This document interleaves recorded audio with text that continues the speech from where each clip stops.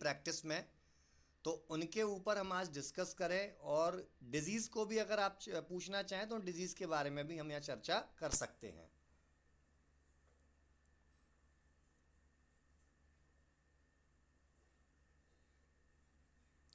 जी बताएं।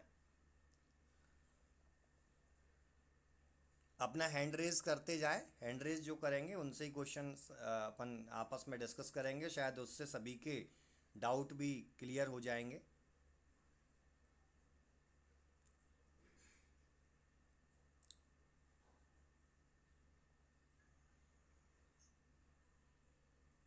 जी कहें सर।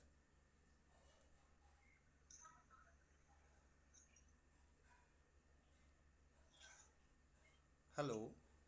हाँ ठीक है सर। हाँ। पेशेंट को मैं आपसे सर बात हुई थी ना उस पेशेंट पे सर। हाँ।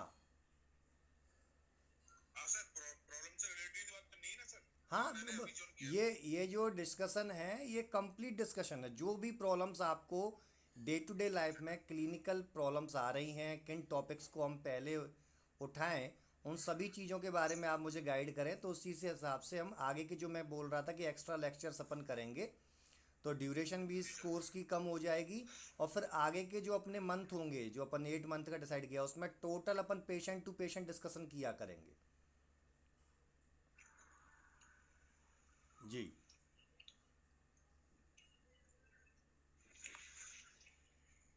हेलो। हाँ सर। हाँ आवाज आ रही है सर। बिल्कुल क्लियर आ रही है सर।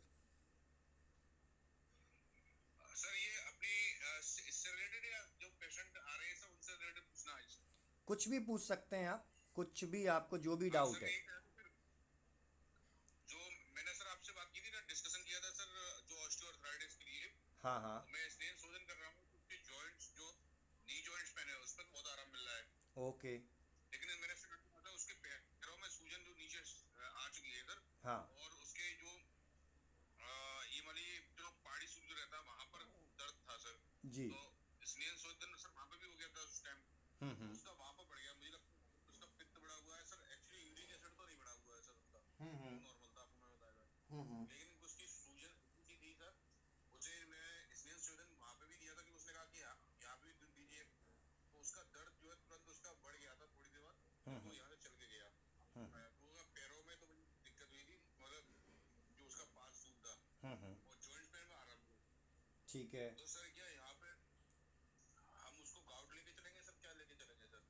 देखिए, इस प्रकार की कंडीशन जब भी आपको देखने को मिले, ये स्थानगत जी सर। संप्राप्ति में हम इसको लेकर के चलते हैं, है ना। जी स्थानगत सर। जी संप्राप्ति सर। अलग अलग ऑर्गन की अलग अलग बेसिस पे होती है। तो जो मैंने आपको बताया था कि दोष किसी एक स्थान पर आश्रय कर जाते हैं, उस हिसाब से तो यहाँ आवरण के हिसाब से आप इसको समझे। और इसमें आप रूक्ष स्वेदन उनको कराएं और रक्त मोक्षण करवा दीजिए इंस्टेंटली। हाँ सर, मैंने उनसे रक्तमोक्षणी कहा था सर, तो बोले कि आज मैं अकेला हूँ। हाँ। तो उन्होंने रक्तमोक्षण तो सर आज नहीं कराया। मैंने कहा लेकिन सर स्वेलिंग थी सर हल्की सी। हाँ। तो सर करने में कोई दिक्कत नहीं सर? नहीं नहीं, कोई प्रॉब्लम नहीं है, आप वहाँ पर रक्त मोक्षण कराएं और रुक्ष स्वेदन कराएं जी सर। उनका, डेफिनेटली उनको आराम मिलेगा। और जैसा कि उनको जी सर। जॉइंट्स में, नी जॉइंट्स में अपने स्नेन स्वेदन जो अपन ने डिसाइड किया था उससे उनको रिलीफ आया, तो इसी हिसाब से वहाँ पर जी भी सर। उनको रिलीफ आएगा, है ना। और पेशेंट की जी सर। थोड़ा सा, सर जो मैंने एक आपको बताया था कि उनको थोड़ा कार्डियक प्रॉब्लम के बारे में और क्वेश्चंस करना, जैसे चलने फिरने पर एक्जर्शन होता है, क्या प्रॉब्लम आती है। नहीं हो। नहीं सर, कुछ आपने कहा था वो नहीं हो रहा उन्हें। अच्छा, नहीं हो रहा तो उनका कोई। कहना है ये था, हाँ। जब भी दर्द होता है उसी टाइम सूजन आती है। अच्छा अच्छा, ठीक ठीक। कभी उनसे तो ये ये क्वेश्चन, प्रॉब्लम है। एक क्वेश्चन और कीजिएगा जी सर। उनसे कि जब भी वो खट्टा कुछ खाते हैं, खटाई में कुछ भी लेते हैं, तब स्वेलिंग बढ़ती है क्या उनकी, या दर्द बढ़ता है क्या, ठीक है सर, है ये ना। बात पूछ लेंगे कल। स्पेशली दही के बारे में पूछना, अगर वो नहीं खाता तो उनसे बोलना कि 2 से 4 चम्मच आपको दही खाना है। हो सकता है दही जी दर्द बढ़ेगा, तो टेंशन ना लें। ये उपसय उपसय चिकित्सा जो अपन करते हैं ना, उपसय जो भेद है अपने निदान का, जी। वो अपन करना चाह रहे हैं। जी अगर सर। दही से अगर बढ़ रहा है तो कहीं ना कहीं उस जी सर। व्यक्ति के अंदर गाउट की प्रॉब्लम क्रिएट हो रही है। आज नहीं तो कल क्रिएट जी होगी सर। उसको। और कई बार यूरिक ठीक एसिड है भी सर। नहीं मिलता है, जैसे आर ए फैक्टर अपन को पॉजिटिव नहीं मिलता है ना, तो लक्षणात्मक चिकित्सा अपन करते हैं। उसी विभाग पर इसको भी देखेंगे अपन, है ना। तो ये क्वेश्चन और आप पुट ऑन करना उनसे। जी। जी। हाँ कल ही पूछो सर। एक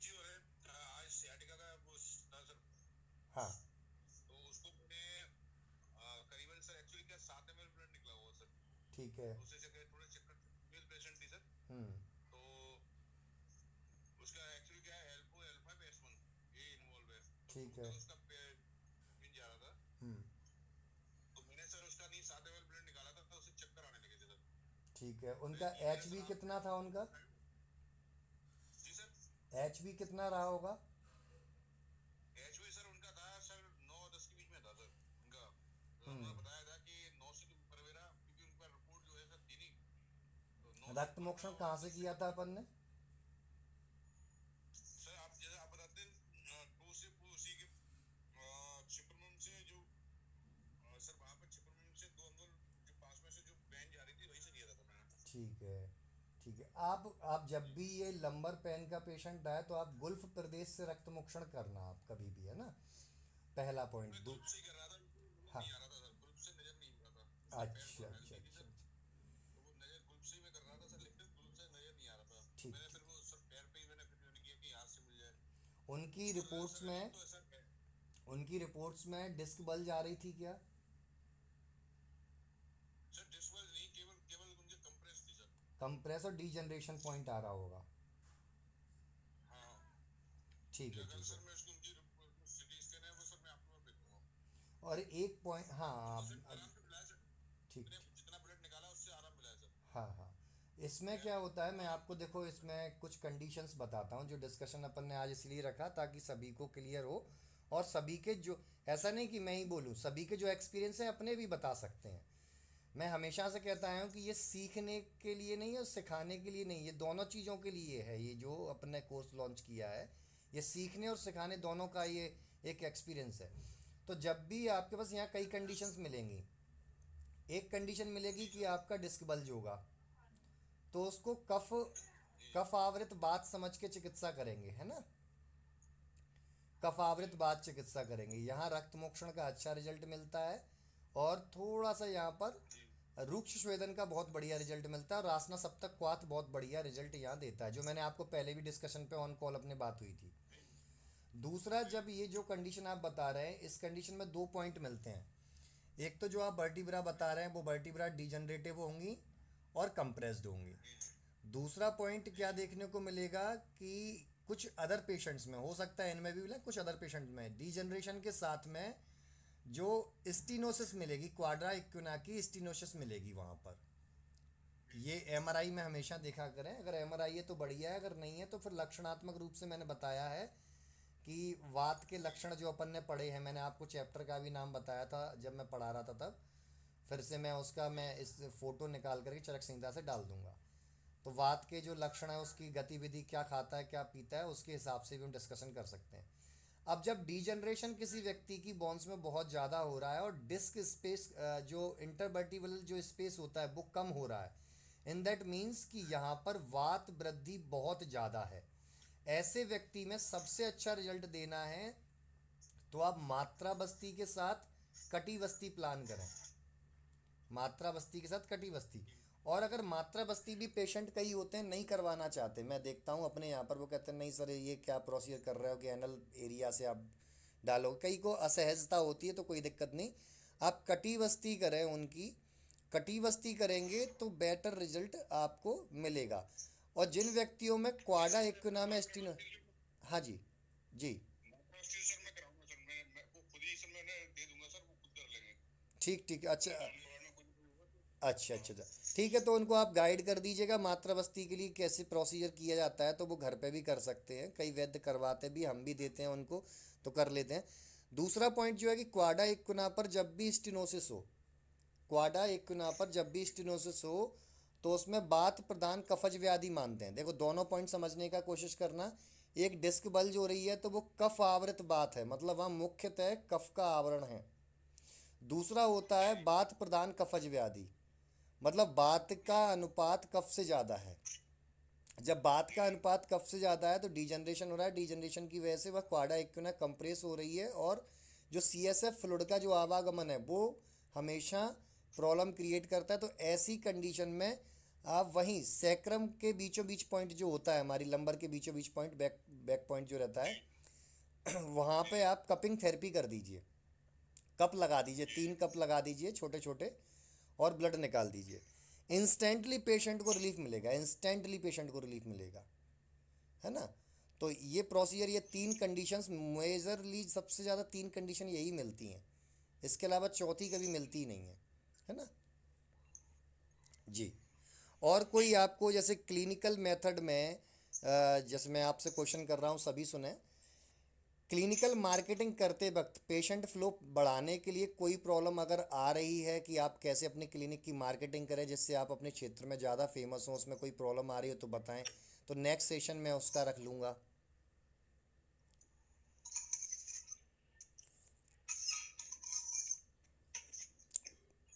पेशेंट फ्लो बढ़ाने के लिए मार्केटिंग मेथड कुछ इस टाइप से प्रॉब्लम्स अगर से अब फील कर रहे हैं। नमस्कार सर। जी नमस्कार। सर प्रॉब्लम तो यही है कि जैसे आज तक तो जीपी कर रहे थे, तो हाँ। अभी जो सिनेरियो है तो उसमें प्योर आयुर्वेदिक करना चाहते हैं, तो उसमें एक अभी कॉन्फिडेंस लेवल थोड़ा उतना अच्छा नहीं है जिससे पेशेंट को हम उतना ज़्यादा कॉन्फिडेंस दे सकें कि भाई हाँ, आज जैसे ऑस्टियोआर्थराइटिस के पेशेंट हैं, जहाँ डिस्क डिजनरेशन के, या डिस्क हेर्निएशन के पेशेंट हैं, उनको हम स्टार्टिंग में उतने कॉन्फिडेंस से बोल पाए कि भाई आप इतने टाइम में ठीक हो जाओगे। तो एक सेट प्रोटोकॉल अगर स्टार्टिंग में हमारे पास हो कि भाई हाँ, हमने एक ये लाइन ऑफ ट्रीटमेंट एक इनिशियल दे दिया, उसके बाद आप रिजल्ट भी मिलेगा थोड़ा सा, और उसके बाद आप पेशेंट के अकॉर्डिंगली उसको वेरी करोगे, उससे आपका भी मोरल बूस्टअप होता है और पेशेंट का भी होता है। ठीक जैसे है। अभी ब्लड लेटिंग की बात हम मोक्शन की बात करते हैं, तो ठीक है। उनके हमारे उत्तर भारत में पंजाब में तो इसका बिल्कुल ही चलन नहीं था। ठीक है, तो उसमें मतलब बड़ा एक बहुत ज्यादा कन्विंस करने वाली बात होती है। तो धीरे धीरे पेशेंट में मतलब स्टार्ट कर दिया है, तो उस तरह का मतलब पेशेंट का विचार बनाना शुरू कर दिया है। कुछ पहली बार में मानते हैं जिनको बहुत ज्यादा पहले से फेथ है हमारे ऊपर, जुड़े हुए हैं वर्षों से, तो कुछ जो उतने नहीं है तो वो धीरे धीरे मतलब आएंगे। तो लेकिन उसमें कई जगह पे अपना भी ये रहता है कि कितना ब्लड हमने निकालना है एक बार में। ठीक है, तो वो सारी चीजें जो है, जैसे वैसे तो अभ्यास गम्य है, जैसे जैसे अभ्यास करेंगे, जैसे डॉक्टर साहब ने बताया कि 7 ml के बाद ही वो लेडी पेशेंट थी जो उनको चक्कर वगैरह महसूस हुए, तो ब्लड देखने से कई बार घबराहट हो जाती है, क्योंकि जो जिन्होंने बिल्कुल। पहले नहीं करवाया हुआ, तो उसमें मतलब हम थोड़ा सा एक प्रोटोकॉल इनिशियल रहे ना कि हाँ, क्योंकि जैसे एक बहुत ज्यादा वैरायटी ऑफ ड्रग्स चाहिए हमें, अगर आपने जीपी की तरह प्रैक्टिस करनी है आयुर्वेद में। जैसे आप हमेशा कहते हो कि एक या दो फील्ड आप चूज कर लो, तो आपको लिमिटेड मेडिसिन मतलब चाहिए होती है जिसमें आप चूज करना है। जी। और अभी क्या होता है कि अगर आप जीपी, स्टार्टिंग में जीपी चल रहा है अभी, तो उसमें सभी तरह के पेशेंट्स आ रहे हैं, तो उसमें नंबर ऑफ आइटम्स आपके पास बहुत ज्यादा चॉइस चाहिए अगर आपने अच्छे तरीके से उनको ट्रीट करना है। तो ठीक है। उतनी ही बड़ी फिर आपके पास सारी उपलब्धता, डिस्पेंसरी, सारा चीज चाहिए होती है। तो एक इनिशियल प्रोटोकॉल जो है मेरे ख्याल से वो बड़े हेल्पफुल रहेंगे। बिल्कुल सर, बिल्कुल आपने बहुत सही कहा। मैं इसके लिए आपको एक चीज़ बता देता हूँ कि लगभग 15 या 16 जून के आसपास, है ना, लगभग इसके आसपास एक हम क्लास रन कर रहे हैं, उसमें आप सभी ज्वाइन करेंगे, एक अलग से कोर्स है, डिजीज़ टू डिजीज़ प्रोटोकॉल उसमें शेयर किया जाएगा। और मैं आपसे थोड़ा सा आपसे एक निवेदन करना चाहूँगा सभी से कि आपके जहाँ पर आपको, देखो डिजीज़ बहुत सारी हैं, हर डिजीज़ का एक सेट प्रोटोकॉल सेट करके मैं आपको इनिशियली 1-2 दिन में नहीं दे पाऊँगा, ये भी आप समझ सकते। आप मुझे डिज़ीज़ के नाम मुझे बता दीजिए कि ये डिज़ीज़ सबसे ज़्यादा आप देख रहे हैं, और किसी भी प्रैक्टिस को आगे बढ़ाने का तरीका भी है। मैं अगर आपको सारी डिजीज़ के प्रोटोकॉल सेट कर दूं तो इतनी सारी आप डिस्पेंसिंग के लिए मेडिसिन भी नहीं मंगा पाएंगे और उपलब्धता भी नहीं हो पाती है, ये तो बहुत बड़ी कॉस्ट चली जाती है उसमें। आप मुझे डिजीज़ के नाम बिल्कुल रिटर्न करके ग्रुप पर सेंड कर दीजिए, मैं आज सोने से पहले या कल सुबह तक मैं आपको सबका ट्रीटमेंट प्रोटोकॉल, ऐसा ट्रीटमेंट प्रोटोकॉल साथ में उसमें क्या हम प्रोसीजर कर सकते हैं, इस रक्त मोक्षण किस पेशेंट में कैसे करना है, अग्निकर्म का क्या अपना जो बेसिक फंडामेंटल्स होते हैं जो हर पेशेंट पे अप्लाई कर सकें, वो मैं सारे आपको राइट डाउन करके मैं सेंड कर दूंगा ग्रुप पर, तो आप कल से ही अपनी प्रैक्टिस में अप्लाई करके रिजल्ट ले पाएंगे। और जैसे ही आपको विद इन 2 to 3 डेज़ के अंदर रिजल्ट मिलते हैं सभी, आप चाहें तो रविंद्र सर से बात कर सकते हैं, उन्होंने एक्सपीरियंस किया है, उनकी मेरी कॉल पे बात होती रहती है। मैक्सिमम जब बहुत क्रॉनिक पेशेंट आता है तो 7 दिन लगते हैं, अदरवाइज 2 to 3 डेज़ के अंदर रिजल्ट आते हैं अरविंद, तो वहाँ से आपका कॉन्फिडेंस भी बिल्डअप होगा, है ना।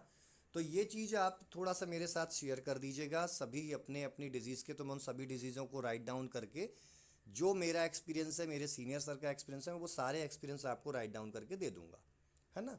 तो आप एक तरीके से व्यवस्था पत्र मैं आपको बना करके दे दूंगा, जो आप किसी पेशेंट को लिखेंगे। और लिमिटेड मेडिसिन्स में योगराज को भी मैं आपको यूज करना सिखाऊंगा, रूमेटॉइड में योगराज को भी मैं आपको यूज करवाऊंगा, गाउट में योगराज को भी मैं यूज करवाऊंगा आपको, संधिवात में। और योगराज को भी मैं यूज करवाऊंगा आपको सर्वाइकल स्पॉन्डिलाइटिस में। आपको केस डिस्कस करता हूँ, मेरी माता जी का ही केस है। मेरी माता जी को ही लगभग 3-4 महीने, लगभग 2-3 महीने हुए होंगे, उनको सर्वाइकल स्पॉन्डिलाइटिस की प्रॉब्लम हुई थी। और यहाँ बहुत बड़े न्यूरोलॉजिस्ट हैं, डॉक्टर विवेक जैन। उनके, अब देखिए घर का जो होता है ना, कि घर का वो कौन सी कहावत होती है, वो चने बराबर, इस टाइप की कहावत है। तो हमारे यहाँ पर क्लिनिक घर पर का माता जी। हाँ जी सर। घर का जोगी जोगना जोगना, बाहर का जोगी सिद्ध। हाँ बिल्कुल बिल्कुल, यही यही कहावत है। क्या घर की मुर्गी दाल बराबर। घर की मुर्गी दाल बराबर।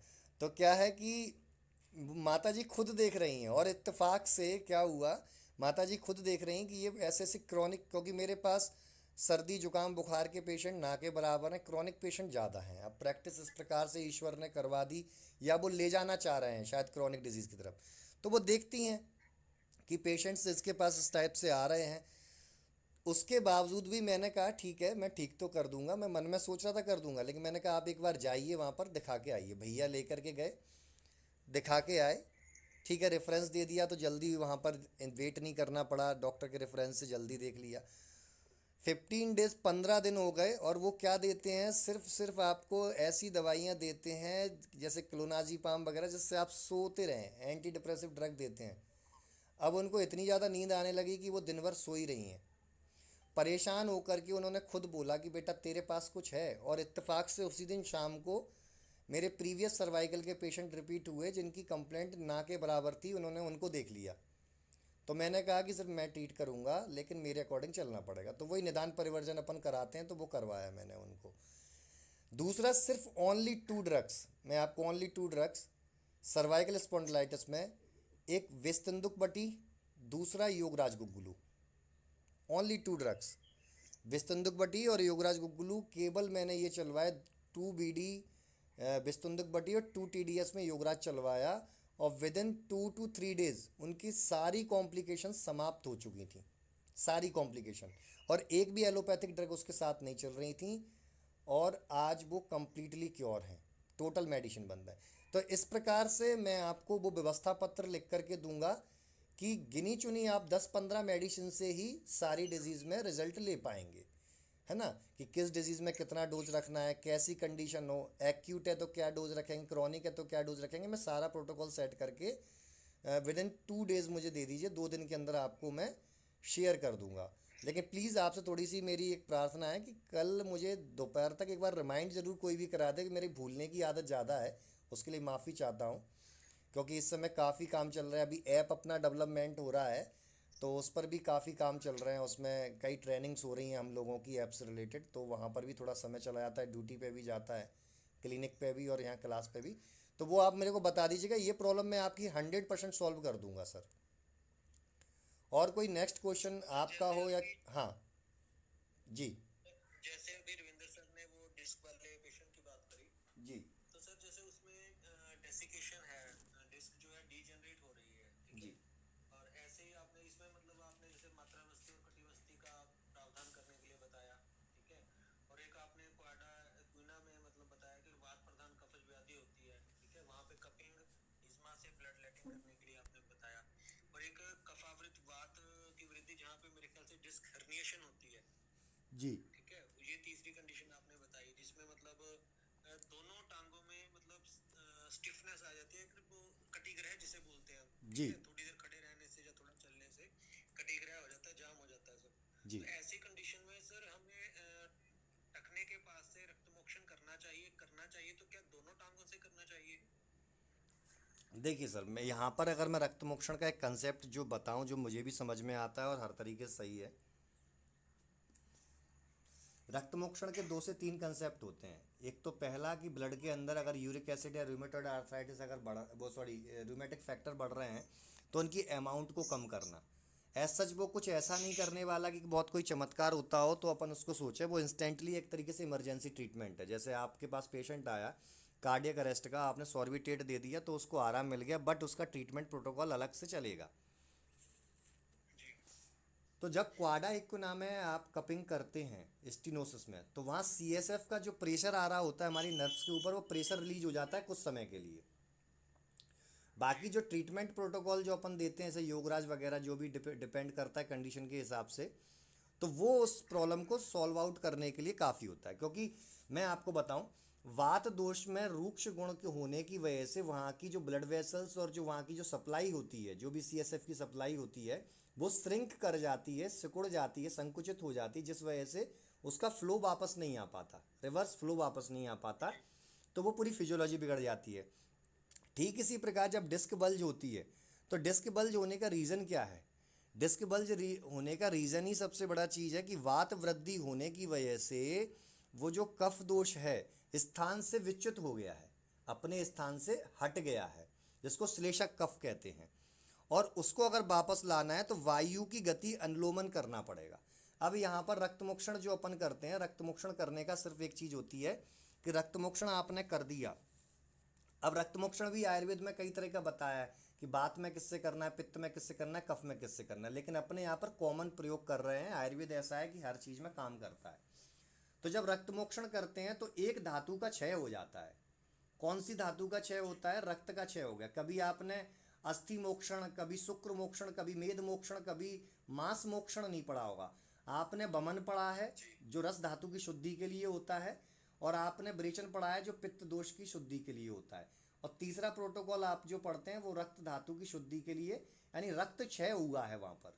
इसलिए पांडु की कंडीशन में भी कहीं भी रक्त क्षय को ये नहीं बताया गया कि पांडु में भी आपको रक्त क्षय, वो रक्त मोक्षण नहीं कराना है, बिल्कुल करा सकते हैं, बट उसके लिए थोड़ा एक्सपर्ट होने की आवश्यकता होती है। तो जब रक्त धातु का क्षय होता है तो बॉडी फिर से ऑटोमेटिकली बॉडी की रिपेयरिंग के मोड में आ जाती है, और वो रक्त धातु को बनाने के लिए अच्छा कार्य करने लगती है। और उस बीच में हम अपनी औषधियों को देते हैं जो अग्निवर्धन तो करती हैं, वात का शमन करती हैं। तो जो पूरी एक नेचुरल फिजियोलॉजी चल रही होती है रक्त धातु को बनाने की, पूरी फिजियोलॉजी, वो टोटल फिजियोलॉजी शुद्ध अवस्था में आ जाती है, और अन्य धातुएं उत्तरोत्तर सही बनने लगती हैं। जब अन्य धातुएं बनने लगेंगी तो अस्थि धातु भी पूर्ण रूप से बनेगी। अस्थि धातु पूर्ण रूप से बनेगी तो जो डिस्क होती है वो रीएब्जॉर्ब होने लगती है, क्योंकि वायु का अनुलोमन भी हमने कराना स्टार्ट कर दिया उस पर्टिकुलर स्थान पर। गौर कीजिएगा जो मैं अब वर्ड बोलने वाला हूँ, उस पर्टिकुलर स्थान पर जो इंटरवर्टिबल जो स्पेस है वहाँ पर डिस्क जो हर्निएट हुई है, उस पर्टिकुलर स्थान पर वात दोष का प्रेशर यानी उसकी गति कम हो जाती है, क्योंकि वायु का अनुलोमन स्टार्ट हो जाता है। ऐसे पेशेंट को अगर आप एक क्वेश्चन करें, बहुत सिली क्वेश्चन होता है लेकिन बहुत काम का क्वेश्चन है, मैं पूछता हूँ, पेशेंट हंसते हैं लेकिन मेरे काम का बहुत है। मैं उनसे पूछता हूँ कि भाई आप जब फ्रेश होने के लिए जाते हैं, तो फ्रेश होने के लिए जब इंडियन कमोड में आप बैठते हैं, इंडियन स्टाइल में जब बैठते हैं फ्रेश होने के लिए, तो आपको पीछे जो अपनी पूंछ होती है, बंदर वाली पूंछ, सिंपल भाषा में बात करता हूँ क्योंकि पेशेंट अपने पास ये नहीं समझेगा कि भाई सैक्रम रीजन है या कौन सा रीजन है। मैं कहता हूँ जो पूंछ का हमारा भाग होता है, लास्ट की निचली हड्डी हमारे दोनों बटोक के बीच में, वहाँ पर दर्द महसूस होता है मल पास करते वक्त। वो पेशेंट कहेगा साहब बहुत तेज़ दर्द महसूस होता है, दर्द सहन नहीं होता, दर्द सहन नहीं होता। पहला क्वेश्चन ये। दूसरा क्वेश्चन ये होता है कि जब आप फ्लैटस पास करते हैं, जब आपकी गैस पास होती है, उस समय दर्द होता है, और गैस पास होने के बाद दर्द के जो दर्द का जो जो इंटेंसिटी होती है उसमें कमी आती है क्या? पेशेंट कहता है हाँ आती है। इसका मतलब यही होता है कि डिस्क बल्ज है, और एक स्थान, विशेष स्थान पर, उस अपान वायुगत स्थान होता है जिसको हम बोलते हैं नाभि के नीचे का, वहाँ पर अपान वायु बहुत ज़्यादा बढ़ी हुई है, इसलिए हमें अनुलोमन कराना। जब अनुलोमन कराते हैं तो ऑटोमेटिकली वो डिस्क एब्जॉर्ब होने लगती है, और चूंकि रक्त मोक्षण हमने करा दिया तो हमें ये सपोर्ट मिल जाता है कि जो वॉन्स का जो उत्तरोत्तर धातु की पुष्टि होनी थी अच्छे तरीके से होने लगती है। रक्त के अंदर फिर से जलीय महाभूत या यूं कहें कि स्नेह अंश फिर से बढ़ने लगता है, और अस्थि धातु का वात दोष भी कम होने लगता है। ये सिंपल सा इसके पीछे एक फिजियोलॉजी, एक पैथोलॉजी जो हम कहें वो होती है, और कुछ विशेष इसमें नहीं होता है। जी, अगर समझ में आया हो तो सर बताएं, अगर डाउट फिर भी है तो बता सकते हैं, मैं फिर से रिपीट कर दूंगा इस चीज़ को। नहीं ठीक है। हाँ हाँ। सर ये तो आपने बताया, उसमें से जैसे आजकल इंग्लिश टॉयलेट सीट हो गई है सीटिंग वाली, जी, तो उसमें भी मतलब उसी तरह से मतलब प्रेशर बन के उनको पेन होने की संभावना बिल्कुल होनी चाहिए। बिल्कुल, बस इतना अंतर रहता है कि उन पेशेंट्स में कम होता है दर्द, और जो इंडियन कमोडो में बैठते हैं उस समय क्या होता है कि इंडियन कमोडो में आप बैठेंगे, उसका आप डायग्राम गूगल पर डले हुए हैं सभी, इसके ऊपर काफ़ी रिसर्च हो चुकी है कि इंडियन स्टाइल में फ्रेश होने के क्या बेनिफिट हैं, और जो विदेशी वेस्टर्न स्टाइल में फ्रेश होने के क्या साइड इफ़ेक्ट हैं। तो जब आप उस कंडीशन में बैठता है पेशेंट इंडियन स्टाइल में, तो एक प्रेशर बिल्डअप होता है कहाँ पर, पीछे बैक साइड में। क्योंकि जब आप बैठते हैं तो आपके आगे के जो विशरा हैं, आपके घुटनों से आपकी थाइस से थोड़ा प्रेशर होता है, दबते हैं, और वो जो आपका अपान वायु का स्थान है, जो रेक्टम पोर्शन है, पीछे की तरफ शिफ्ट करता है। और जब वहाँ से मल पास होता है तो पीछे बोन पर एक प्रेशर क्रिएट करता है, जिससे नर्व जो हमारे लेटरल हॉर्न निकलते हैं स्पाइनल कॉर्ड के, वहाँ दर्द की उत्पत्ति होती है। तो वहाँ पर ज़्यादा दर्द होगा इंडियन स्टाइल में, और वेस्टर्न स्टाइल में दर्द की इंटेंसिटी कम होगी, लेकिन डेफिनेटली उसको महसूस होगा उस दर्द के बारे में। और अगर फिर भी नहीं होता, सेकंड क्वेश्चन अपने पास है ही है कि भाई गैस तो पास सभी नॉर्मल इंसान चलते फिरते बैठते हर तरीके से करते हैं, तो उस समय गैस जब पास करते हैं, फ्लैटस रिलीज होता है, अपान वायु उनकी रिलीज होती है, तो उस समय उनको आराम मिलता है या नहीं मिलता। तो गैस पास होने के बाद पेशेंट बताता है कि सर मुझे आराम दिखता है। ये क्वेश्चन आप दोनों में से कोई से भी क्वेश्चन कर सकते हैं, दोनों क्वेश्चन ये करने का रीज़न ही ये है कि कई बार क्या होता है कि वेस्टर्न स्टाइल वाले पेशेंट के साथ वो उन्हें नोट नहीं करता है। हम आईवीएस के पेशेंट देखते हैं तो कई पेशेंट से हम पूछते हैं क्या मल आपका जो पॉट है उस पर चिपकता है क्या। पेशेंट के कई पेशेंट के जवाब आते हैं, अभी कल ही मेरे पास पेशेंट आया कि सर हम नहीं देखते उस मल को। ठीक है भाई, नहीं देखते तो अब देखना शुरू कर दो, ठीक होना है तो ये अपन को प्रैक्टिस में ये क्वेश्चन करने हैं, कुछ काम पेशेंट से भी कराने होते हैं, क्योंकि डॉक्टर सर्वे सर्वा कभी नहीं होता, पेशेंट के बिना वो कुछ भी नहीं कर सकता। जब तो पेशेंट टोटल हिस्ट्री अच्छी नहीं देगा, हमारे भी हाथ नहीं खुल पाएंगे।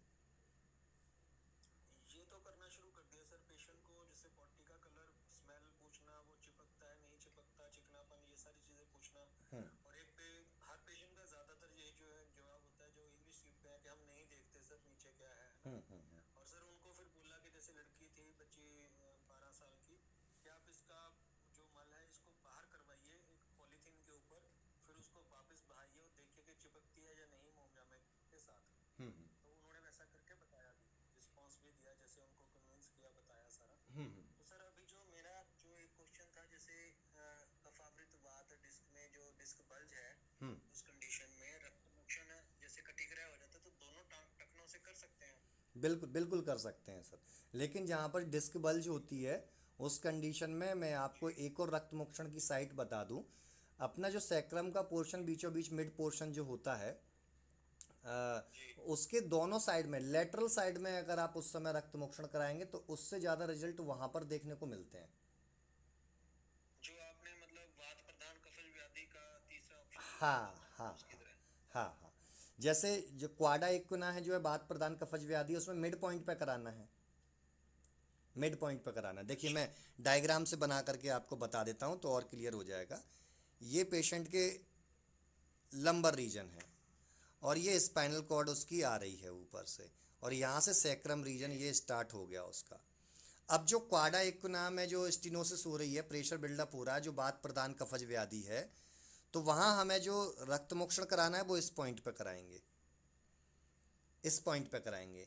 क्यों कराएंगे, क्योंकि यहाँ से जो कैनाल, मुझे एग्जैक्ट नाम ध्यान नहीं आ रहा है, वो कैनाल निकलती है, क्वाडा इक्विना इधर से निकलती है, और यहाँ प्रेशर इस सर। प्रकार से फूल जाती है वो। सर दो गड्ढे दिखाई देते हैं सर, उसी के बिल्कुल बगल पास से कराने हैं सर, दो गड्ढे से जो रहते हाँ, दो गड्ढे से हैं दिखते जैसे। हैं, एक गड्ढा यहाँ दिखता है, एक गड्ढा यहाँ दिखता है, इसी के बीचों बीच आपको कराना है जब स्टिनोसिस की जी सर। कंडीशन वहाँ देखने को मिले, यानी बात प्रदान कफज है। दूसरा, जब डिस्क बल्ज होती है तो कहाँ कराना है मैं आपको बता देता हूँ। डिस्क बल्ज होती है, एक सेकंड थोड़ा इनको हटा दें।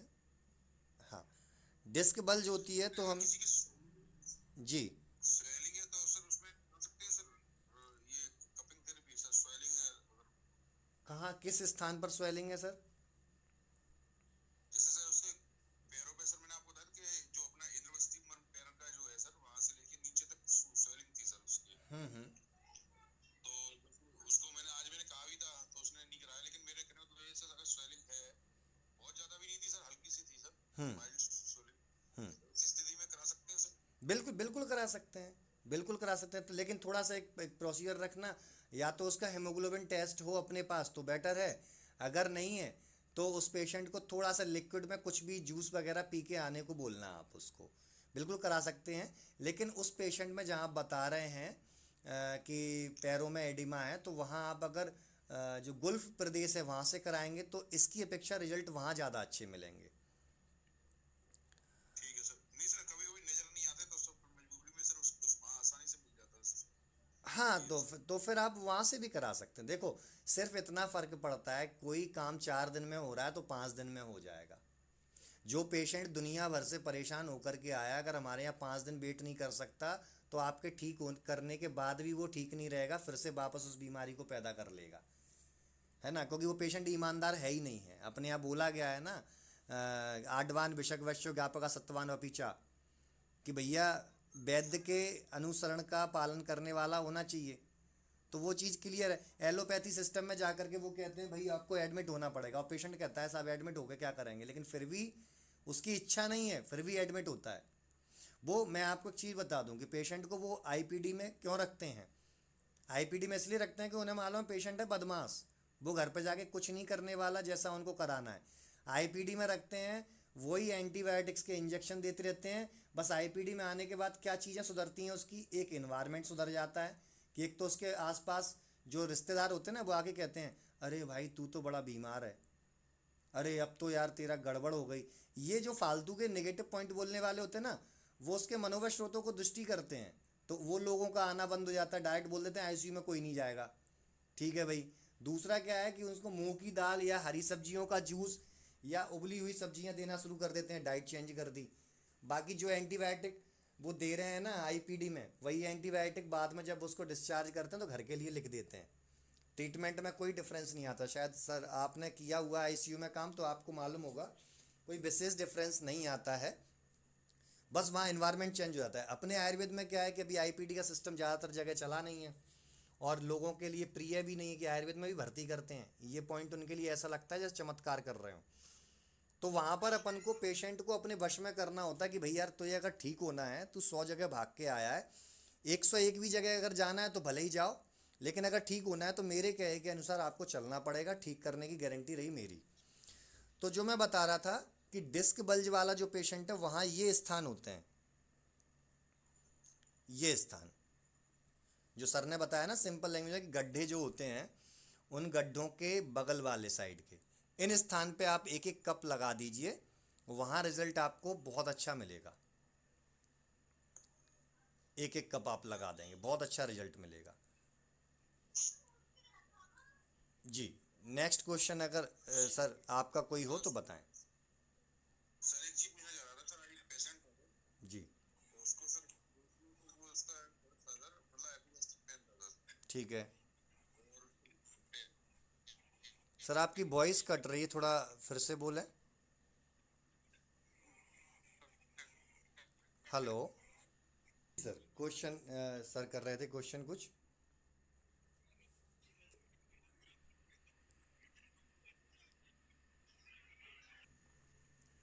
चलिए, अगर किसी और का क्वेश्चन है तो क्वेश्चन पुट ऑन कर सकते हैं, अपन उस क्वेश्चन को ले लेंगे। Hello sir. जी।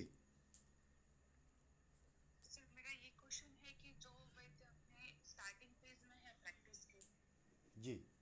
तो उन्हें ऐसी क्या मिस्टेक्स है जो अवॉइड करनी चाहिए ताकि कोई रिलीफ मिले ना मिले तो कोई कॉम्प्लिकेशंस ना हो और सेफ प्रैक्टिस वो कर पाए, अच्छा जबकि अच्छा। उन्हें कॉन्फिडेंस और नॉलेज कम हो जाए स्टार्टिंग फेज में।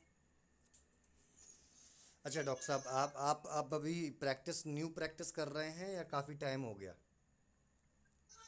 जी अभी 2 साल हो गए हैं, 2 से 3 ठीक। साल, बट मैं जीपी कर रही थी और अभी ट्रांजिशन कर रही हूँ, आयुर्वेदिक प्रैक्टिस करना चाहती हूँ। जी। आपको किस चीज़ का डर लगता है कि अगर पेशेंट ठीक ना हो तो वो कंप्लेंट ना करे, है ना?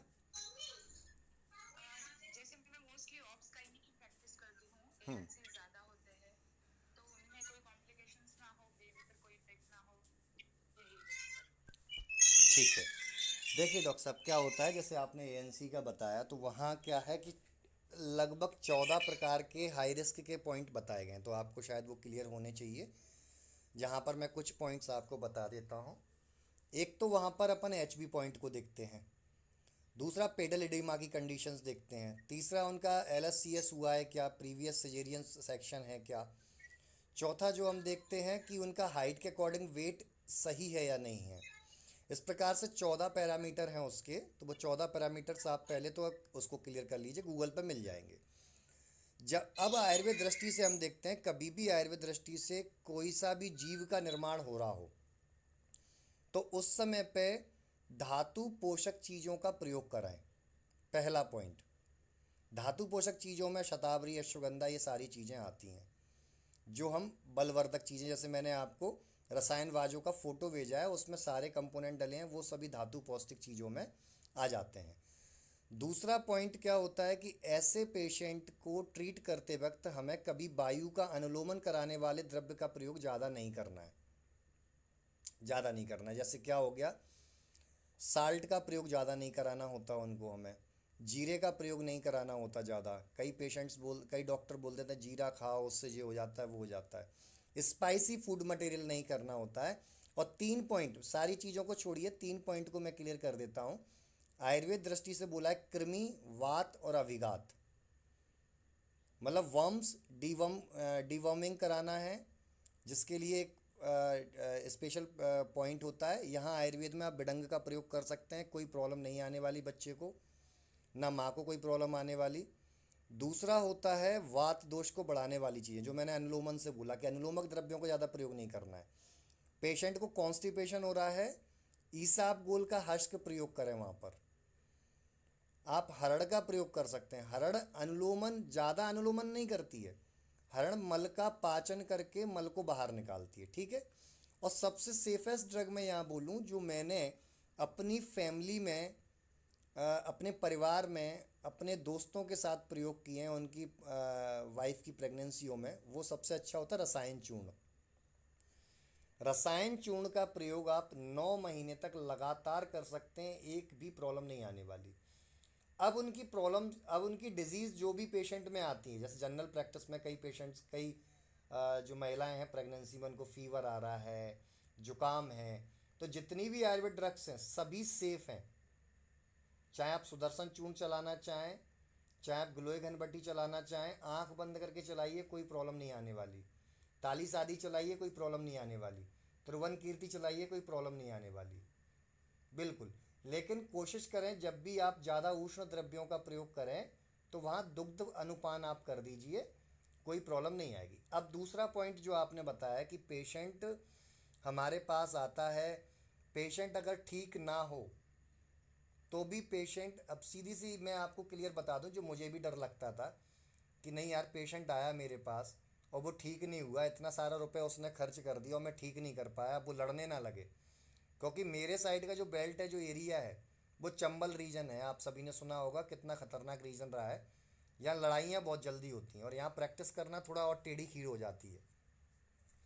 गवर्नमेंट सेक्टर में तो यहाँ आए दिन डॉक्टरों की पिटाइयाँ लगने लगती हैं। तो ऐसी कंडीशन में सबसे ज़्यादा काम आता है आपका काउंसलिंग, जो मैंने आपको स्टार्टिंग में बताया था।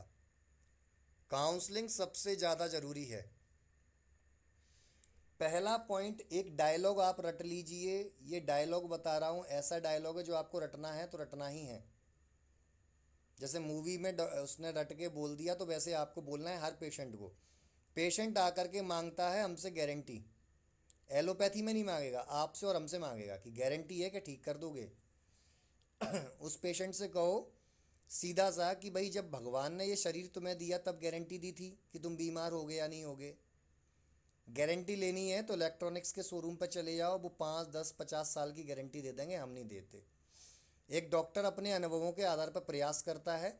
आप 10 जगह बड़े बड़े इंस्टीट्यूट में दौड़ करके, भाग करके, परेशान होने के बाद एक उम्मीद लेकर के आप मेरे पास आए हो, तो इस उम्मीद को पूरा करने के लिए जितने प्रयास होंगे वो सारे प्रयास मैं करूँगी या करूँगा, जिसके लिए चाहे मुझे अपने गुरुजनों से, अपने सीनियर एक्सपर्ट से सलाह लेकर के आपका ट्रीटमेंट क्यों ना करना पड़े, बिल्कुल करूँगा या करूँगी।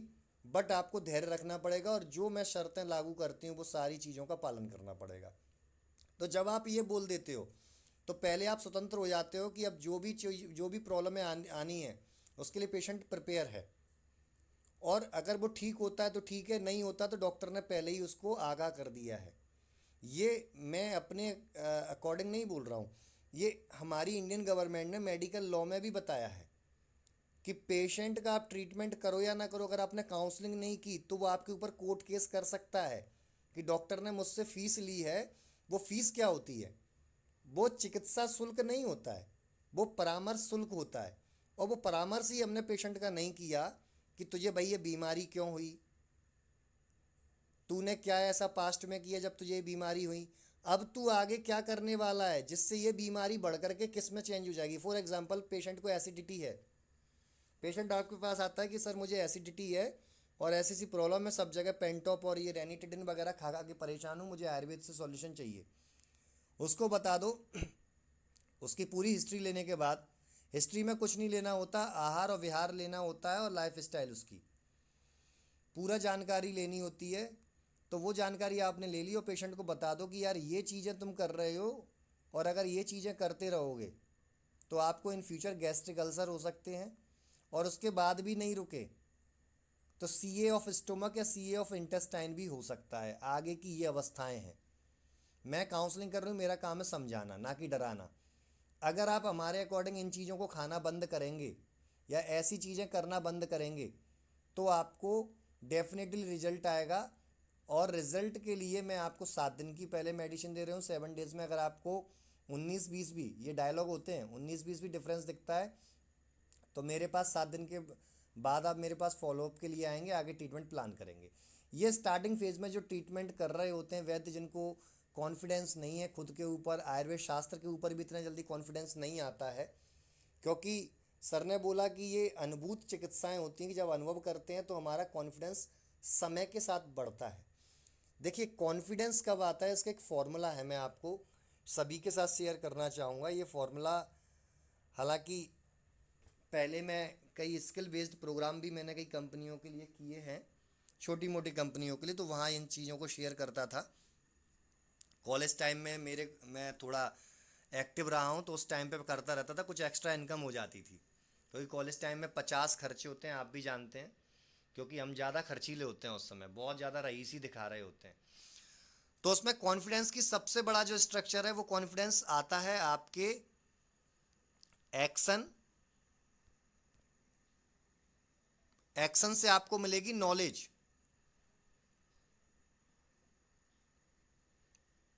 नॉलेज।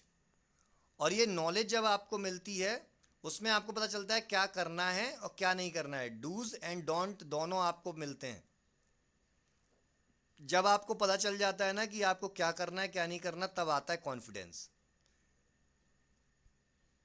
कई वैद्य मुझसे कहते हैं सर आयुर्वेद में हमें कॉन्फिडेंस नहीं, हमें आयुर्वेद में विश्वास नहीं, आयुर्वेद काम करता है। मैं आपको बता दूं, मुझे त्रिफला चूर्ण पर विश्वास नहीं था कि त्रिफला पाउडर भी कुछ करता होगा, पंच सकार से भी पेट साफ होता होगा।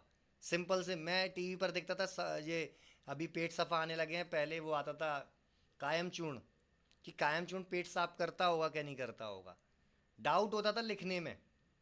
लेकिन जब लिखा, 2 पेशेंट खराब हुए, 2 पेशेंट में मुझे पता चल गया कि कौन सी चीज़ काम करती कौन सी नहीं, आ गया। 10 पेशेंट में 2 पेशेंट आपके पास बिगड़ेंगे, हो सकता है 4 बिगड़ें। मैं आपको रियलिटी बता दूं, कॉन्फिडेंस बढ़ाने का कुछ नहीं है। एक डॉक्टर, सबसे अच्छा वैद्य या चिकित्सक या डॉक्टर एलोपैथिक में बोल दूं, सबसे अच्छा वो माना जाता है जिसका रेशियो होता है 60-40 का रेशियो होता है। ये आप गूगल करके देख लीजिएगा, कई इसके ऊपर पॉइंट डले हुए हैं गूगल पर, कई डॉक्टर्स की प्रैक्टिस पर ये एक्सपेरिमेंट किए गए हैं। 60% तो पेशेंट ठीक हो जाएंगे और 40% पेशेंट ठीक नहीं होंगे, ये रेशियो रहता है। 10 में से 4 को रिजल्ट हो सकता है ना मिले। और ये क्यों रेशियो होता है इसके पीछे भी समझ, इसमें डॉक्टर का फॉल्ट नहीं होता। किसी पेशेंट को आपने मेडिसिन लिखी, उस पेशेंट को रिलीफ आ गया, बट उसकी इच्छा के अकॉर्डिंग नहीं आया, उसकी अपेक्षाओं के अकॉर्डिंग नहीं आया, वो चाहता था इतना मिलना चाहिए, उतना नहीं मिला, पहले ही प्रॉब्लम, वो पेशेंट आपके पास फॉलोअप के लिए आएगा नहीं, आप समझेंगे आपका ट्रीटमेंट काम नहीं किया। दूसरा कि वो पेशेंट को रिजल्ट मिला ही नहीं, सब कुछ फॉलो कर लिया, मिला ही नहीं। तीसरा कि हमारी काउंसलिंग अच्छी नहीं हुई, काउंसलिंग अच्छी नहीं हुई, निदान परिवर्जन नहीं करा पाए और वो धड़ल्ले से खाया जा रहा है। मैंने एक पेशेंट को बोला था कि भाई आपको बेसन नहीं खाना है, वो पेशेंट बूंदी खा रहा था भंडारों में जा जाके, तो बताओ बूंदी किससे बनती है? तो कहीं ना कहीं ये पॉइंट फॉल्ट होते हैं। तो फॉलोअप के लिए आप शुरू के 7 दिनों के अंदर अंदर फॉलोअप के लिए पेशेंट को बुलाएं। आपके अकॉर्डिंग 3 दिन के अंदर रिजल्ट उसको दिखने लगेंगे, तो आप 7 दिन के पहले उसको बुलाएंगे, तो आपको जब उससे क्वेश्चन करेंगे तो रिलीफ आएगा। दूसरा एक मैं आपको ऐसी हिडन ट्रिक बता रहा हूँ कि जिससे पेशेंट को रिलीफ आए ना आए, वो पेशेंट आपके पास रिपीट तो होगा ही। हर व्यक्ति को पेट की समस्या है, कॉन्स्टिपेशन हो सकता है, उसको एब्डोमिनल डलनेस या फुलनेस हो सकती है, पेट में गैस बन रही हो, या एसिडिटी हो सकती है। एक ऐसा उसका पेन पॉइंट पकड़ लीजिए पेट का। स्टार्टिंग प्रैक्टिस के लिए बोल रहा हूँ आप सभी के लिए, बाकी वैद्यजन जो अनुभवशील हैं उनके लिए तो अब ये पॉइंट है ही नहीं। उठा करके उनको कुछ भी दे दीजिए, पंचसकार दे दीजिए, अयपत्ती कर दे दीजिए, एसिडिटी है, एब्डोमिनल फुलनेस हो रही है, तो आप उसको लवण भास्कर या दाढ़ी मास्टक चूर्ण दे दीजिए। वो 3-4 दिन बाद उसका जॉइंट पेन ठीक होना हो, वो कहेगा डॉक्टर साहब पेट में बड़ा आराम है। उसको एक सिम्टम में भी आपने आराम दे दिया, वो रिपीट होगा। अब आपके पास टाइम मिल गया जॉइंट पेन को ठीक करने के लिए। उतने समय के अंदर आप मुझसे पूछ लीजिए, ग्रुप पे पूछ लीजिए, कहीं भी पूछ सकते हैं आप अपने सीनियर से कि सर ऐसा ऐसा पेशेंट था, ये हिस्ट्री थी, क्या करना चाहिए। हम लोग आपको ट्रीटमेंट प्लान बना के दे देंगे। ऐसे करते करते आप सीखते हुए चलेंगे। बाकी जो आपने भी मुझे कुछ डिजीज़ के नाम भेजे थे, थोड़ा ऐप डेवलपमेंट के चक्कर में मैं काफ़ी व्यस्त हो गया था। ऐप डेवलपमेंट अब हो चुका है, 1-2 दिन की ट्रेनिंग्स और है, तो 2 दिन के अंदर उन डिजीज़ के सारे ट्रीटमेंट प्रोटोकॉल जो कि नरेंद्र सर ने भी बोले और ग्रुप पर और डॉक्टर्स भी भेजेंगे, तो उसके अकॉर्डिंग मैं बना करके भेज दूंगा, तो आपको प्रैक्टिस में प्रॉब्लम नहीं आएगी। चलिए। जी सर, हाँ। Thank you. हेलो जी। हेलो। जी सर। नमस्ते सर। नमस्कार।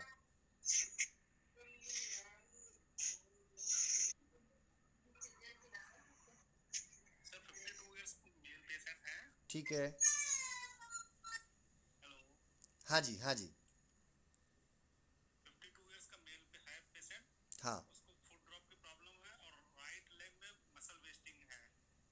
ठीक है। तो इसको और जो एमआरआई रिपोर्ट्स में सर है, कैनाल स्टेनोसिस है L4 L5 लेवल में, ठीक। L5 और S1 लेवल में भी है, secondary mild secondary canal stenosis. ठीक है। और प्रोट्रूजन है L3 एंड L4 लेवल में। ठीक है। तो इसको कैसे सर अप्रोच करेंगे? ठीक सर, इसके लिए एक एक वीडियो, एक लेक्चर हमारा हो चुका है, और उसका मैं रेफरेंस देता हूँ, और फिर उसके बाद मैं आपको इसका ट्रीटमेंट प्रोटोकॉल बताता हूँ। एक डिजीज़ हमने डिस्कस की थी, उसका मैंने फ़ोटो भी भेजा था, उस समय शायद आप ग्रुप पर नहीं जुड़े थे। जो था brachial plexus paralysis. Brachial plexus paralysis का पेशेंट होता है। ठीक इसी प्रकार ये जो आप बता रहे हैं फूड ड्रॉप के साथ मसल एट्रोफी दिख रही है उसको, किसमें? राइट लेग में दिख रही है। राइट लेग में। Okay right okay. में ज़्यादा है, लेफ्ट में है लेकिन मसल वेस्टिंग नहीं है लेफ्ट में। ठीक है, ये प्रॉब्लम काफ़ी समय से रही होगी उनको, पहले लंबर पेन रहा होगा। जी जी सर। ठीक है, तो ऐसे पेशेंट को आपको जो मैंने बताया जस्ट अभी, बात प्रदान कफज व्याधि का जो मैंने पॉइंट अभी बताया, सेम वही पेशेंट है। ये आगे की प्रोग्रेसिव कंडीशन में देखने को मिलता है। यहाँ पर आपको सबसे पहले तो कटिवस्ती प्लान करेंगे। उसके लिए कटिवस्ती किस चीज़ से प्लान करना है? प्रसारणी तेल के साथ महानारायण को मिक्स कर दीजिएगा। ठीक है, प्रसारणी तेल के साथ महानारायण को मिक्स कर दीजिएगा। दूसरा, आप उसको अश्वगंधा टैबलेट 2 TDS के रूप में आप चलाएंगे। अश्वगंधा टैबलेट 2 TDS के रूप में क्यों चलाएंगे? मधुरपा की उष्णवीर होने की वजह से एक तो धातु पोषण करेगा, दूसरा अश्वगंधा मसल्स बिल्डिंग में बहुत अच्छा काम करता है, मांस धातु के निर्माण में। और तीसरा पॉइंट, ये उष्ण वीर्य होने की वजह से वात का शमन करेगा और कफ को भी कम करेगा, कफ का पाचन करेगा। ठीक है। और अगर आप रक्त मोक्षण प्लान कर सकते हैं तो अभी नहीं, 7 दिन बाद प्लान करेंगे, जो पॉइंट्स मैंने आपको अभी जस्ट बताए कि जो कैनाल स्टेनोसिस हो। सर रक्त मोक्षण किया था मैंने जी। सर। हाँ जी। एंकल ज्वाइंट से रक्त मोक्षण किया था मैंने। जी जी जी। हाँ। उस और हाँ। विद्या और अग्निकम भी कर रहे हैं सर, कटी हुआ रीजन में। ठीक ठीक। तो अभी क्या और रिस्पॉन्स इनका जो आया उसके मॉडर्न बाद? इंडस्ट्री वो सर बंद करवा दी है। जी।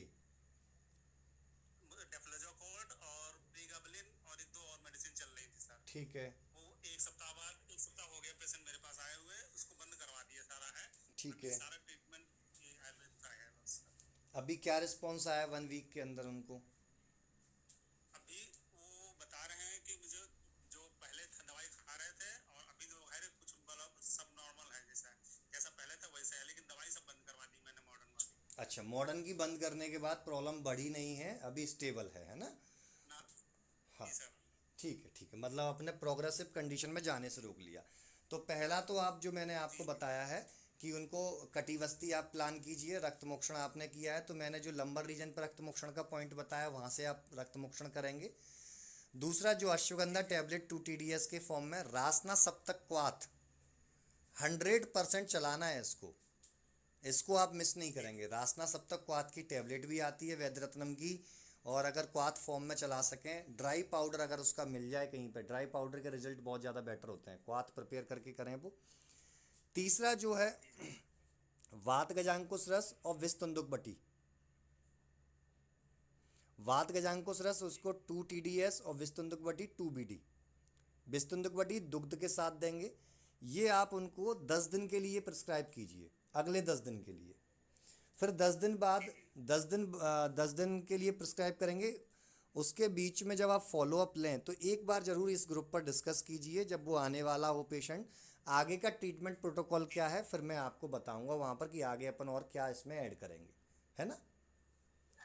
इन 10 दिनों के अंदर उनको बहुत अच्छा रिजल्ट मिलेगा, आप देखेंगे बहुत अच्छा रिजल्ट मिलेगा।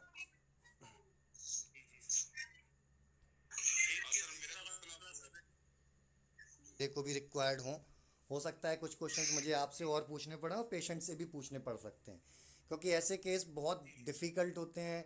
ये समझ लीजिए एक तरीके से याप या असाध्य की श्रेणी में आते हैं, क्योंकि 2 बार एक्सीडेंट हो चुका, और ऐसे ऐसे जो मर्म स्थान है वहाँ पर पॉइंट उनको हुआ है, तो वो चीज़ अपन एक बार डिस्कस करके उसका बिल्कुल करेंगे, है ना? ये सर हिरायामा डिजीज क्या होती है? जी हमारा ये रिपोर्ट में लिखा है। जी, आप वॉइस क्लियर नहीं आ रही सर आपकी। हिरायामा डिजीज। फ्रायामा डिजीज, सर इसके बारे में मुझे एग्जैक्ट नॉलेज। HIRA हिरायामा। हिरायामा, आप मुझे हिरायामा उसका एक बार MRI सेंड करना, जी जी सर। है ना? क्या होता है कई बार डिजीज़ के नाम इतने होते हैं कि हमने भी नहीं पढ़े होते, वहाँ पर क्या कॉम्प्लिकेशन जा रही है, क्या सिम्टम है, उसके अकॉर्डिंग अपन आयुर्वेद दृष्टि से उसको ध्यान लगाते हैं, क्योंकि इतनी डिजीज़ एलोपैथी में वर्णित कर चुके हैं, कई डिजीज़ों के नाम तो हमने भी नहीं पढ़े होते, है ना? चलिए, तो सर आज क्लास को यहीं फिनिश करते हैं, फिर नेक्स्ट क्लास में और क्वेश्चंस लेंगे, हम ऐसे डिस्कशन करते रहेंगे। जी। हाँ। सर एक पेशेंट था सर आज ही, तो एक्चुअली सर उसे हमेशा गैस की प्रॉब्लम रहती थी, मतलब एपिगैस्ट्रिक पेन था सर। जी। और उसको सर क्या है कि जैसे सर क्या है कि करीबन 10 दिन पहले उसे जब बताया था पेट में दर्द था, और मतलब उसका कहना मतलब था गैस बनती रही है, और मतलब कॉन्स्टिपेशन भी था सर साथ में उसे। हम्म। तो मैंने सर हिंगवादी जो गुलिका आती है ना सर कोटक्कल की सर, हाँ। वो मैंने दी थी सर। हम्म। उसे आराम मिल गया था सर, उसको मतलब जो कहते हैं ना ब्लोटिंग, मतलब गैस प्रॉपर तरीके से पास ना होना, उसका ये था। तो मैं उसे मुझे लग रहा था कि और सर जलन पेट में कहीं नहीं थी, केवल गैस की प्रॉब्लम थी सर। तो मैंने हिंगवा की जो गुलिका आती है सर, हिंग बचारी चूर्ण वाली, तो वो मैंने सर उसे दे दिया था, लेकिन कल उसने कटहल यूज किया सर। तो आज उसको फिर पेट में दर्द बढ़ गया, तो मैंने सर उसको जो है पहले संगवटी 2 टेबलेट और करीबन 10 ml घी जो अपना मैंने उसके साथ दिया था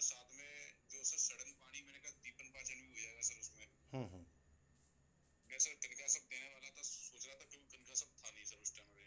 हम्म तो मैंने उसे 10 मिनट इंतजार किया, लेकिन उसे हल्का रिलीफ, बहुत ज्यादा तो नहीं मिला, हल्का रिलीफ मिला। लास्ट में उसने इंजेक्शन लगाया कि उसका इंजेक्शन लगा दो। हम्म तो ऐसी कंडीशन में सर क्या करना चाहिए सर? मतलब मेरे दिमाग में था कि यहाँ पे 10 मिनट हुआ तो और शायद कनका सब देखे से मिल जाता है, लेकिन अब वो सब पेशेंट ही खुद ही उसका मन था कि इंजेक्शन लग जाए, हम्म क्योंकि उसे अभी ये आइडिया नहीं था कि उससे आईवी से दवा मतलब दर्द बंद हो सकता है। कई बार देखो ये साइकोलॉजिकल इम्पैक्ट भी होते हैं पेशेंट्स के, मैं आपको बता दूं। क्योंकि एक पेशेंट बिल्कुल इसी कंडीशन का, एक पेशेंट मेरे कॉलोनी में भी रहता है।